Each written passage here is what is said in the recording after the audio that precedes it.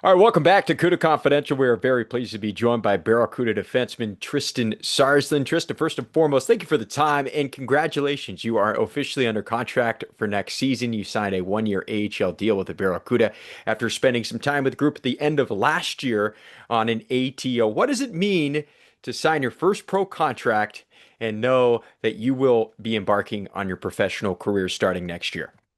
Yeah, thanks, Noah. I mean, it's a dream come true, obviously. I mean, that's it's been my goal since I've been started playing hockey is to play pro hockey. So yeah, when I signed that contract, obviously, super excited, and yeah, I can't wait to get to San Jose next year. So what was it like last year? So you finished up your final season of college hockey. That's what you had known for the last 4 years, and then you get thrust into a completely different situation on the other side of the country, in California, in the American Hockey League, and now you're starting your pro career. So what was that entire experience like? Being able to immerse yourself in the pro game and get your feet wet a little bit before setting the table for next year. Yeah, it was kind of a whirlwind. I mean, going from up in Potsdam, New York, like tiny town basically, tiny college town, to now playing in San Jose is definitely. I never even been to the West Coast before, so it was definitely a big change. But yeah, it was. I think it was a great experience. Kind of like get comfortable, get my feet wet in the American Hockey League, and yeah, like all the guys were great, the coaches were great, so it was a good like early learning experience for sure. Just get my feet wet for sure. So you played 4 games. Was it Yeah. eye-opening in the sense that, wow, this league is really skilled, really high tempo, and the level is just a big jump from college? Or was it more of an experience where you said, hey, I can play in this league, and your confidence almost kind of rose because of that experience? What do you take away? What do you surmise from those 4 games with the Barracuda? Yeah, I'd say for sure, like when you first get there, maybe like first game, like you're looking around like, oh, whoa, like this feels so like so much faster. I mean, or like guys are bigger, stronger. But then like I think after the first game, like it just settled in. Like I mean, you definitely feel more comfortable. Like I feel like I obviously can play here. I can make plays and do the things what I'm capable of doing. So then I think after that first game, you really just settle in and yeah, just become the player that you are, become part of the team. So I think yeah, I think that's a big part. But obviously, when you first get into pro hockey, you don't really know what to expect. So I think that's where I was like, whoa, and then yeah, settle down after that. Yeah, I'm sure the nerves just naturally. You go into a new environment. It's like going into a new class. You don't know anybody, and you For just sure. have to get a few days under your belt to just get that comfort and some of those nerves out of the way. You mentioned Clarkson. You spent 4 years there, and we'll dive into your time in college. But in doing research leading into this interview and doing some others, because we've had guys who played at Clarkson, it really does seem like your quintessential college town. It's looks like it's in the middle of nowhere. It's right on the water in New York. It's covered in greenery and trees. What was it like to be in a college town that really that is the town, is the school, and that is what people rally around and really make their identity about is the school. What was that like? Yeah, I think it's pretty cool. Like it was pretty cool for me. Like even when I just first on stepped on campus there, like just the feeling of like community, I'd say, like all like the local businesses, like all of like you go grocery shopping, like everybody like knows you or is talking about the games, what's not. So I think that was probably it's pretty special because like that all communities coming to all the games on the weekend, and then I think it's also just kind of a special place, especially for me since obviously I graduated there 4 years, but like being on the water, I enjoy nature. Like there's like a ton to do out there, and just it's nice because since it's kind of a smaller school, smaller town, like our team was very really tight knit. Like we got to do lots of different things, like outdoor paintballing, whatnot. So I think that's what made the experience so special. And obviously the hockey was great as well. Yeah, I was looking at the different sporting, I guess, different teams they have at the school. And at the top of the list, I think was downhill skiing. They didn't have that in college where I went. I went to school in Arizona. They did not Yeah. have downhill skiing.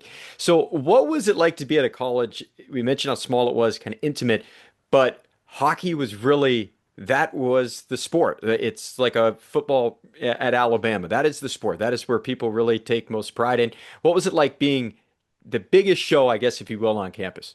Yeah, I think that was like super cool. Like it's pretty special because like I think like obviously we try to support the other sports we had, but us being the only D1 sport and being the basically the sport is pretty cool because we get I mean we had an awesome band. They'd come to all our games home and away, but at home like we'd have an unbelievable student section. Like most of the student body shows up for us, and then like just normal fans too. Like the community would always show up for us, and I think especially like towards my last 2 years as we were doing a lot better and winning. Like it was the building would always be rocking, and it was kind of like pretty special experience because and especially just around campus, like everybody wants to talk to you about hockey and all that stuff. So I think that was super cool in a way.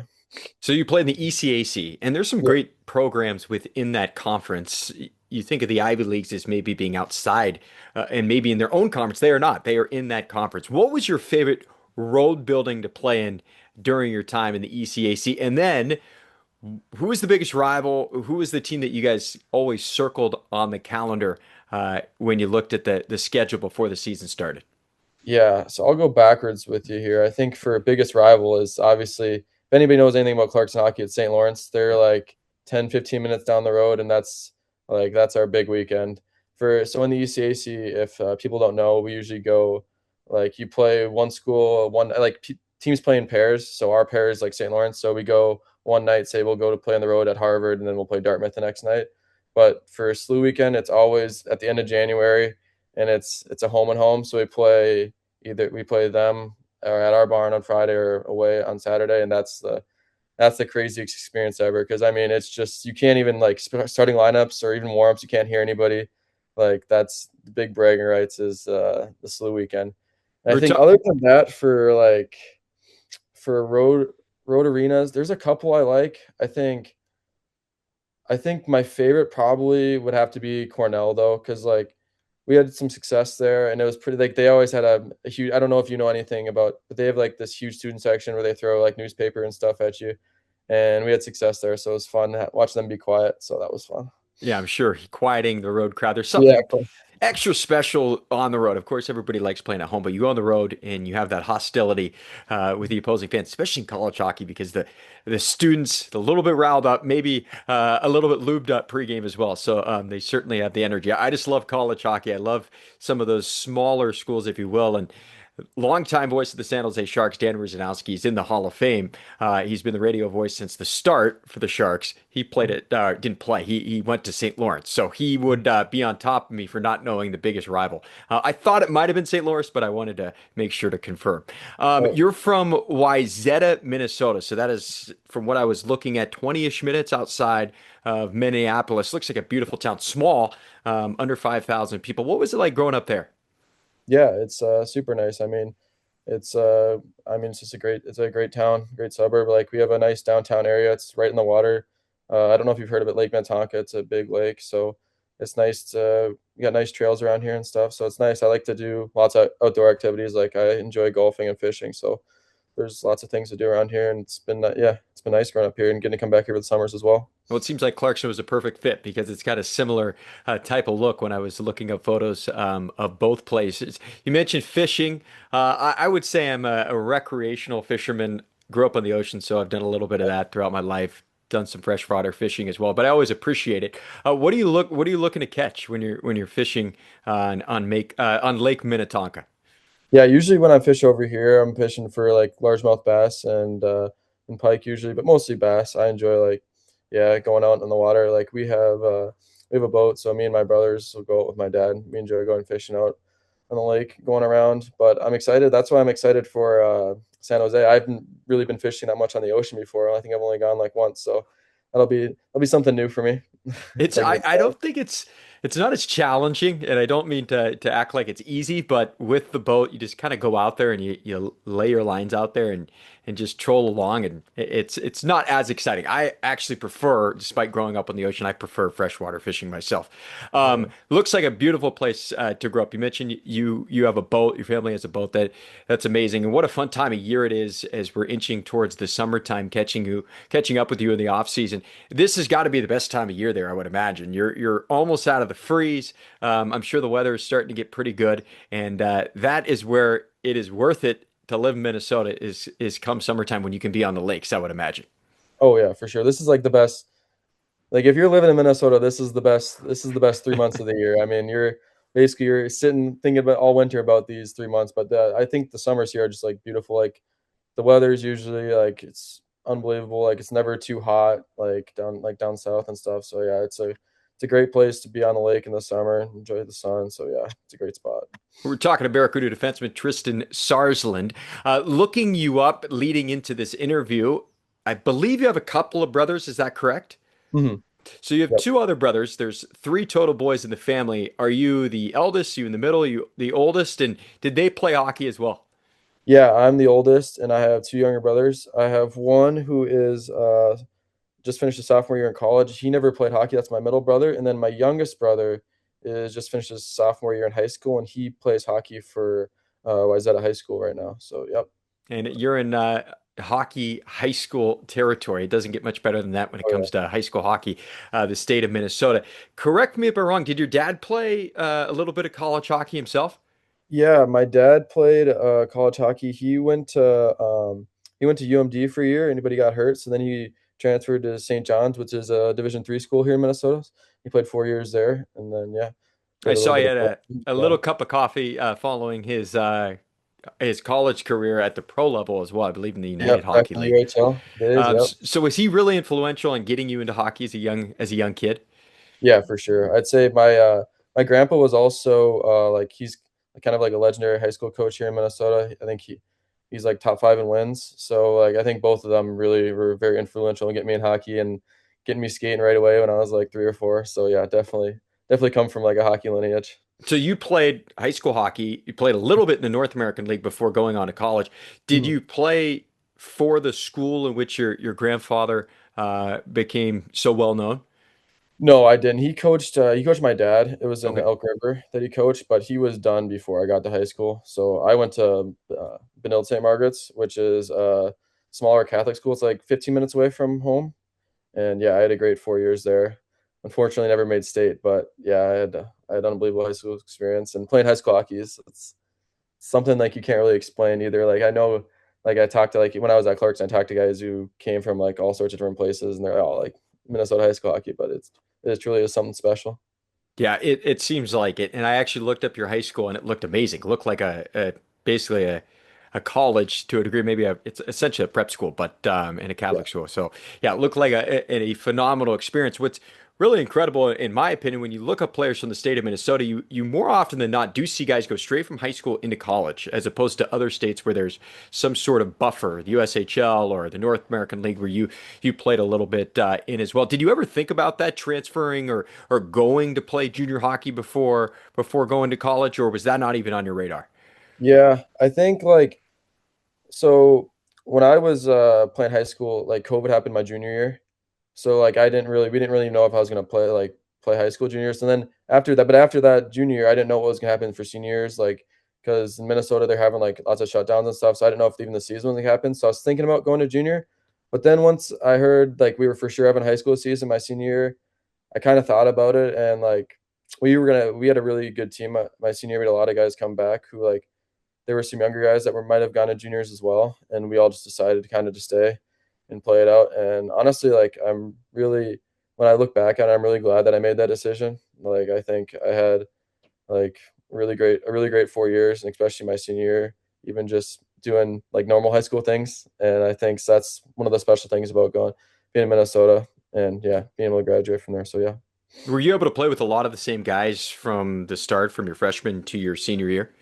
Yeah, so I definitely my class, I think my senior year we had like 12 guys who played hockey, and that's a pretty big senior class. So I played with them basically from my sophomore year to senior year, and then we also had three guys that played freshman with me.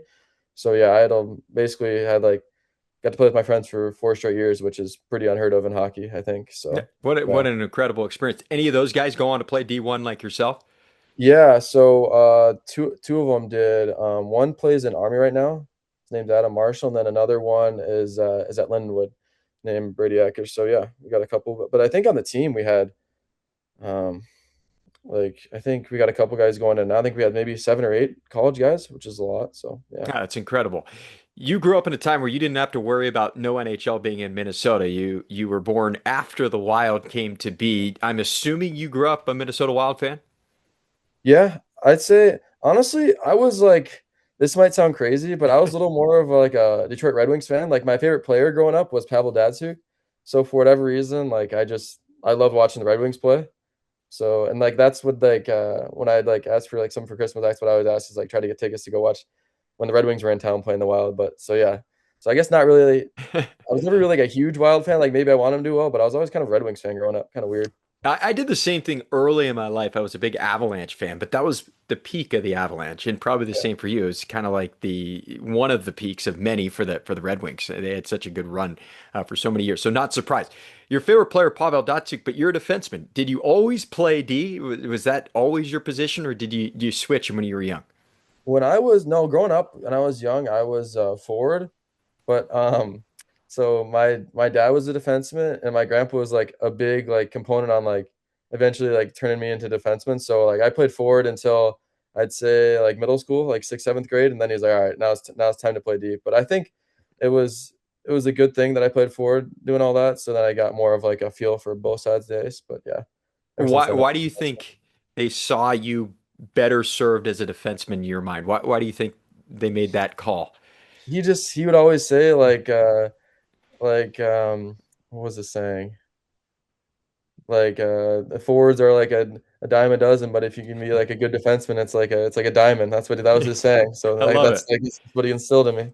I love it. So, as a defenseman, one of the biggest differences is when the puck is put into your zone, you've got to go back and get it, and you've got a forechecking forward coming right down your neck, coming down your back. It's easy to go straight, I think, as a forward. It's a little easier to just throw the body. What was that adjustment like as a defenseman, having to go back and get pucks, knowing that you're probably going to get hit as soon as you release it?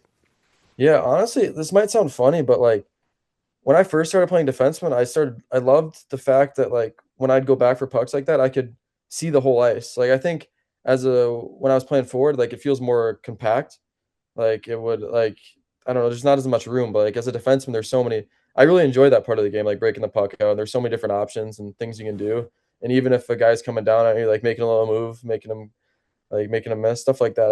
I think that was something that I really enjoy about playing defenseman actually. So once you And made that switch, was there anybody in the NHL that you looked up to, at least tried to model your game after, pull some of their skills and try to incorporate them into your game? Anybody specifically that you looked up to who was a defenseman?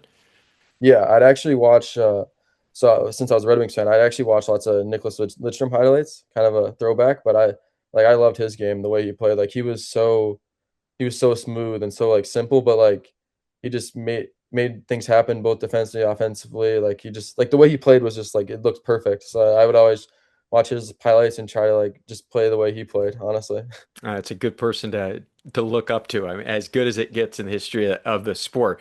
We thank you. mentioned you played. It was a cup of coffee in the North American Hockey League. I hold a special place in my heart for that league. I spent one season in Odessa, Texas, which is Oh, nice. about as far of a difference as where you were, which was Fairbanks, Alaska. Yeah. What was that like to play in Alaska? Although it was short, what did you take away from that experience? Yeah, that was crazy. So that was right after my senior year of high school, and I it's a big difference going up into Fairbanks, Alaska, being from Minnesota. But it was super special. Like I had a great time, honestly.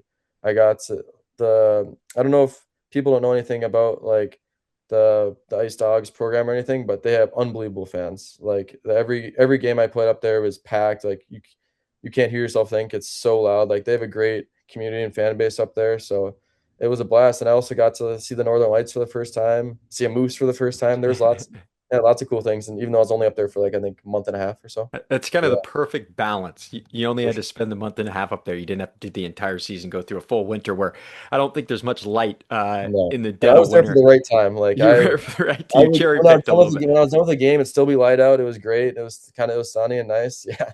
That's It's not awesome. there for the dead of winter. That was actually my one season in the North American Hockey League as a broadcaster. Fairbanks was the best team, really, from start to finish. It's a great program. So, a cool experience, I'm sure, to be able to do that for at least a little bit. When you went to Clarkson, were there any other teams or schools, rather, in the mix leading into your recruitment and in high school? Was there anywhere else that you kind of looked at, or was it Clarkson all the way?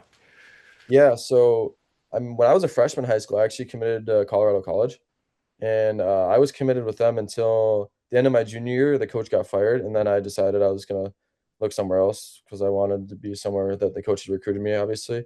And so then I think towards the end of my senior year, I narrowed it down to there was a couple different schools. There's a Minnesota school and then a couple Eastern schools, but um, the coach at the time for Clarkson, Casey Jones, had called me a couple times, and he really just sold me on the vision that he had for the team. They were doing really well. They were top 20, and like the how it was kind of the same community feel that I got in Minnesota. And so yeah, I was sold in the development. So yeah, that's why I chose Clarkson.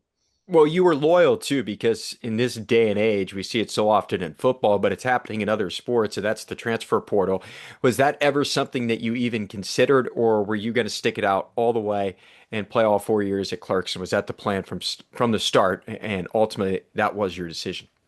Yeah, I mean, obviously that's the big thing now is if you're gonna transfer or not. I think it was never really like a big thing in my mind. I don't think like there was I think people obviously there's people around me who transferred and stuff. I just never really had an interest. I had a great situation there. We were a good team. I, I had my best friends were there. I didn't really see any real reason for me to leave. I was developing. I had a great coach, great defenseman coach. So I felt like it was in my best interest to stay because they're really just that's what's going to help me develop to get to the next level of pro hockey where I am now. And that's I think a big reason of why I never really considered leaving. But I think yeah, it's different. It's different, definitely different now, and there's always people looking for something else. But yeah. Yeah, it's fascinating. You see guys go from one school to another to the next, and it's like a different school every year. It's incredible. See if they end up putting some guardrails on the transfer portal coming up in the next couple of years. What do you major in when you were at Clarkson? It is an outstanding academic school. I know that for sure. What was your interest of studies? What did you major in? Yeah, I majored in financial information and analysis, so finance. And what And is correct me if I'm wrong, is your dad in finance as well? yeah, he works in finance. Yep. So it's a perfect pathway. Hockey is the goal, long career is the goal, and your goal is ultimately the NHL, of course. Yep. But could you see yourself way down the line, way down the road, actually utilizing that degree and getting into the finance world? Sure. Yeah, I think that was always important for me to finish getting my degree. It's actually, I'll tell you a funny story. So I was actually going into Clarkson. I did engineering for a week, and then I realized that wasn't for me. I was definitely more business minded instead of the sciences. So I decided to go into finance. Actually, yeah, I really enjoyed what I was learning about. I took some they had some great classes there and some great teachers. So I actually learned and enjoyed it a lot. It's kind of competitive in a sense. It's kind of competitive like hockey. So I think that's what I really enjoyed about it. In Well, a the great sense. thing is it's now at your disposal whenever you want to utilize it. But for the foreseeable future, you get to focus on hockey 100%. You no longer have the distraction of school and having to worry about that as well. How excited are you to begin that chapter of your hockey career where it really is all about hockey? Oh, I'm super excited. That's like last year. That's all I was thinking about. I was like, I can't wait to just really just focus on hockey. But I mean, that's been my dream is to to be here where I'm at. So I'm just trying to. I get it's such a. Um, I'm just so grateful that I get the chance. Like every day, just all I can do is put my full focus into hockey and work as hard as I can to eventually try to make the NHL. And I think yeah, it's just something I'm super grateful for. And it's unbelievable. No, the Sharks scouting department has done a phenomenal job of finding undrafted guys and developing them in the American Hockey League and hopefully beyond. When you were going through this process where you're closing in on the conclusion of your college career and there's starting to be pro teams sniffing around, what was that process like and why ultimately did you feel like San Jose was the right fit for you? Yeah. So I think so it probably started towards like maybe the summer of last year and then the start of this season. And I think teams were talking to me. And then obviously the season happens and towards the end of the year, you're talking with your agent, your teams, and what the best fit. I think something that really stuck out to me was so Scott Fitzgerald. He's the one who like kind of who's the one who talked to me personally a lot. And I just really like he sold me on the vision what the Sharks have and just really everything about the organization. And I thought I thought it'd be a great fit. I thought there's a good opportunity, and so yeah, that's I think that was the main reason. Yeah, Fitzy's done again part of that regime when Mike Greer came over and took over as the GM of the Sharks. He brought Fitzgerald aboard, Scott Fitzgerald, and he's done just a fabulous job finding guys like yourself, somewhat diamonds in the rough as undrafted players. So in good hands if he was the guy who ultimately brought you aboard and convinced you to join the organization. How do you view the Sharks organization as someone who is stepping into it? It's a group up top that is ascending, led by Macklin Celebrini, but down the hallway is the Barracuda. Great brand new facility with TechCU Arena. How do you view the Sharks organization as a whole? Yeah, it's just I think it's a great organization, and just even from like top to bottom, from like I mean, just when I was with the Barracuda for the whatever past month and a half or whatever, it was the facilities are unbelievable, like the coaching staff, the way we're treated so well there.